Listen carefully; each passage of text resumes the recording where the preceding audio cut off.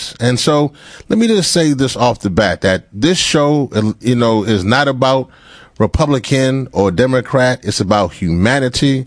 So off the bat, let me just say that if you can calculate 4 years, that means 4 years didn't start with Trump.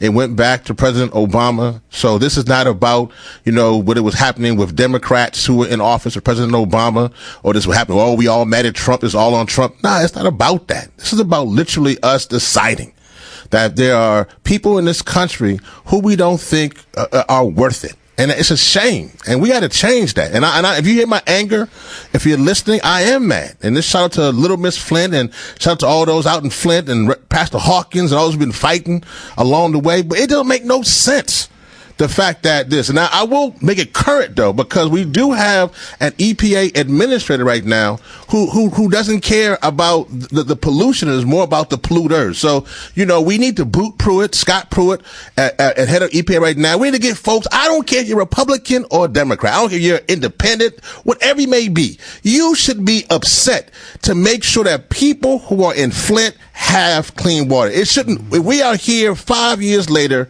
then something is wrong. And, just to add just a tiny bit to what you're saying, Rev, just to sort of illuminate for folks the challenges that are still existing in Flint, Michigan. We have over 1 million kids in our country who unfortunately have been poisoned from lead.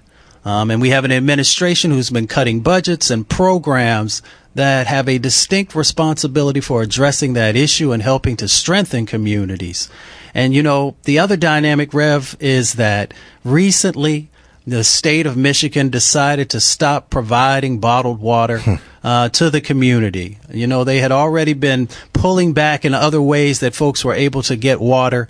And we all know that, water equates to life. That's right. And if you do not have clean water, then how the situation plays out. So we really got to address these issues. But, there are always lights at the end of the tunnel, if you will.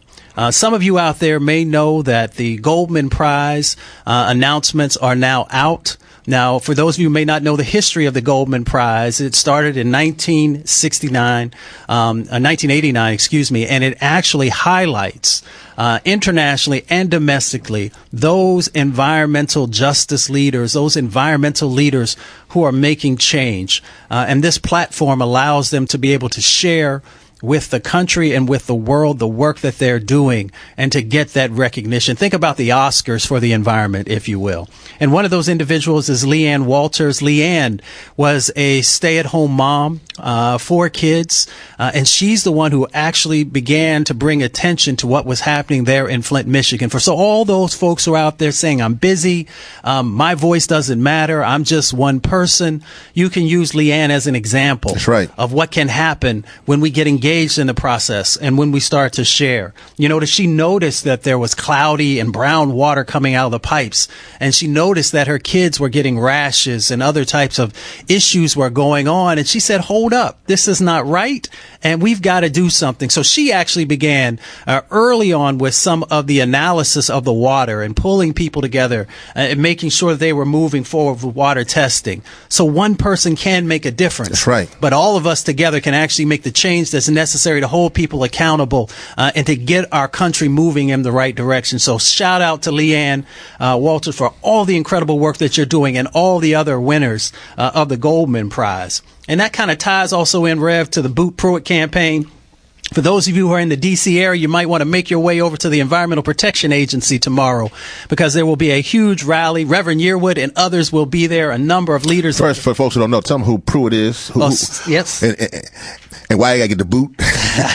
Scott Pruitt. Scott Pruitt, we are calling your name, brother, because you are the administrator of the Environmental Protection Agency, and that means you have a distinct responsibility for protecting the environment and public health of our country.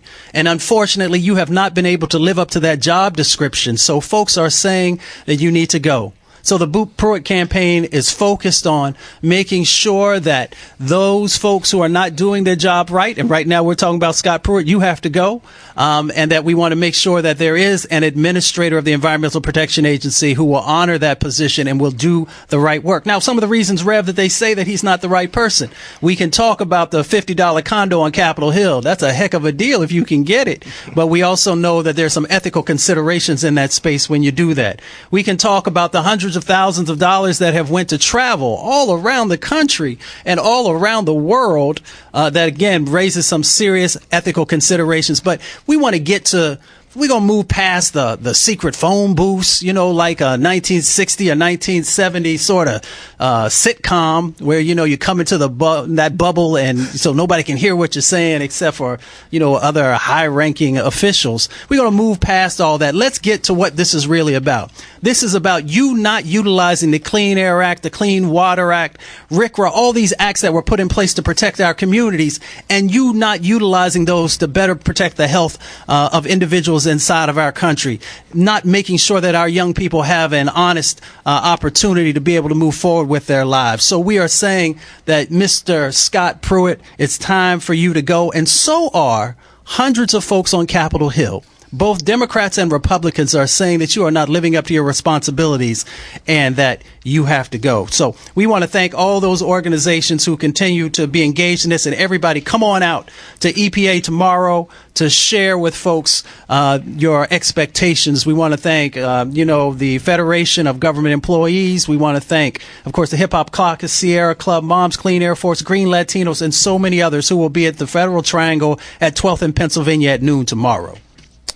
That's right. And I just want to just, again, say this, because there's a lot of pipeline fights going on. And I know folks listen to this show, the coolest show on climate change, think 100%. And you may say, man, those folks there on that liberal agenda, and they just over there just talking about, what's going on with the environment. Let me be very clear to you, if you're listening, that right now I will be out there tomorrow to say Pruitt.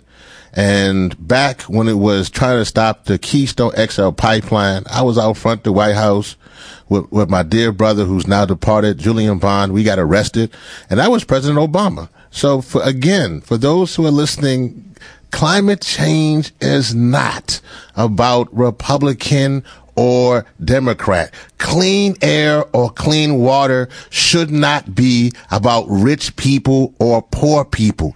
Clean air and clean water is a civil rights issue. Everybody deserves clean air and clean water.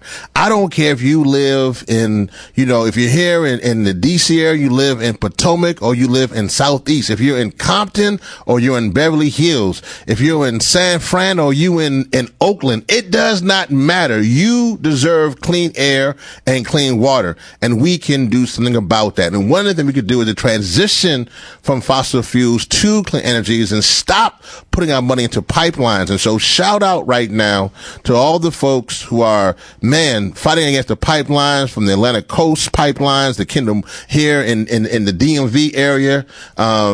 There's folks who are literally, as we're talking here, there are folks who are sitting in treetops on their own property, trying to stop pipelines. Grandmothers who are in like tree houses, and they won't even let the grandmas get food right now because they're fighting those pipelines. Folks in Canada with the Kinder Morgan pipeline. So all over this world, down in Louisiana, all over this country, and all over this world, people are standing up. In some cases, paying with their lives, like Berta Caceres and so many others who are literally standing up for the next generation. So shout out to all those things.